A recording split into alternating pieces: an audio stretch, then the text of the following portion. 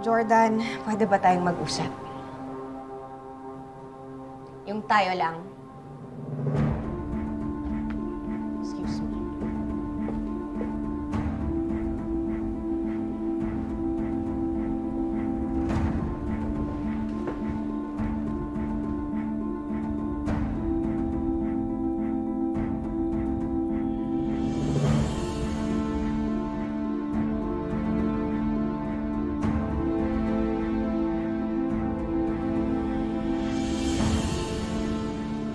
Jordan, I'm sorry.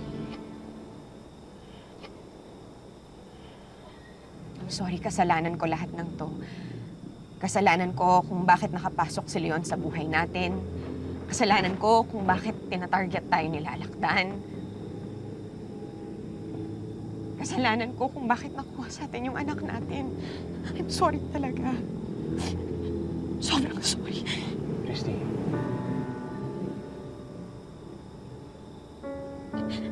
Napagsalitaan pa kita ng mga masasakit.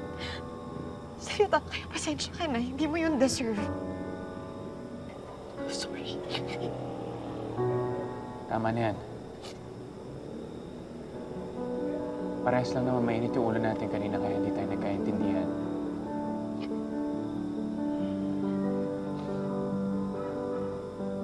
Jordan, alam kong wala akong karapatan na humiling pa sa'yo pagkatapos ng nangyari kay Tori.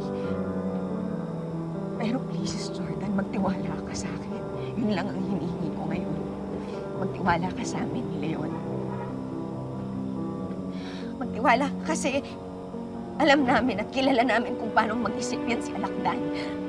At yun ang makakatulong sa atin ngayon. Hindi ko naman to ipipilit kung hindi ako naniniwala na may liligtas natin si Tori.